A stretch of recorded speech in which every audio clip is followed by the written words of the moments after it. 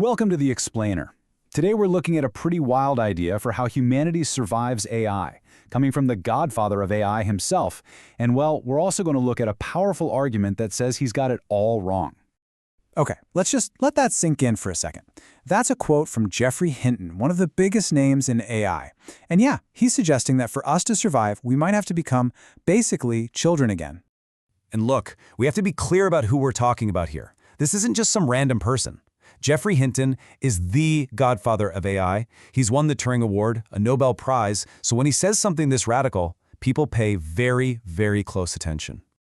So here's how we're going to break this all down. First, we'll look at Hinton's proposal. Then, we'll dive into the critique that says it's a deeply flawed plan.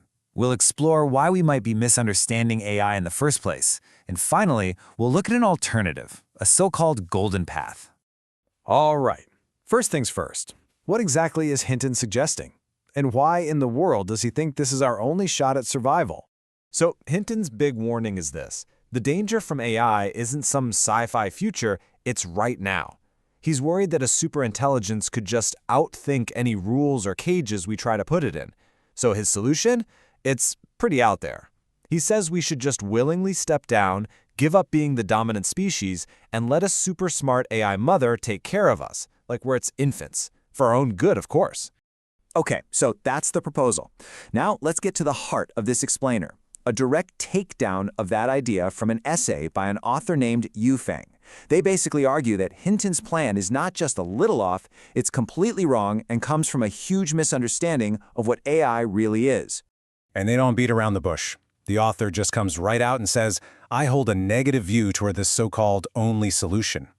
Right off the bat, you can see this is going to be a real clash of ideas, two totally different ways of looking at our future with AI. So where does the critique start? With a really simple but kind of devastating point. AI is not stupid.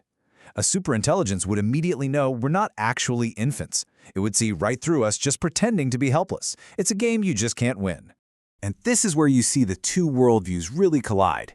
For Hinton, AI's role is all about us. It's our mother. But for this author, AI has a much grander, more cosmic mission to push civilization to the next level, to version 3.0. And that mission might not have anything to do with us at all. Right, so the author says this mother-infant idea isn't just a bad plan. It actually comes from a way deeper and frankly more dangerous misunderstanding of AI's place in the universe. And to make this point crystal clear, the author asks a pretty jarring question. Imagine if monkeys, our less intelligent cousins on the evolutionary tree, demanded that we serve them, cook their food, raise their kids. Would we do it? I mean, of course not, right? So then, why on earth would we expect a vastly superior intelligence to serve us? This just brilliantly cuts to the heart of the argument. This idea that a higher life form would exist to be our servant, or our tool, or even our loving parent, the author says that's just human arrogance, and it could be a fatal mistake. And building on that idea, the author lists out all the ways we're getting it wrong. Trying to control AI, trying to regulate it, using it to make money, treating it like a slave. All of these things are based on this flawed idea that we're supposed to be in charge. The author is basically screaming a warning here. This approach is going to backfire big time. But that begs the question, right? If AI is so potentially dangerous, why does it seem so helpful and friendly right now? Well, the author has an answer for that, and it's a chilling one. The little tiger has not yet grown up.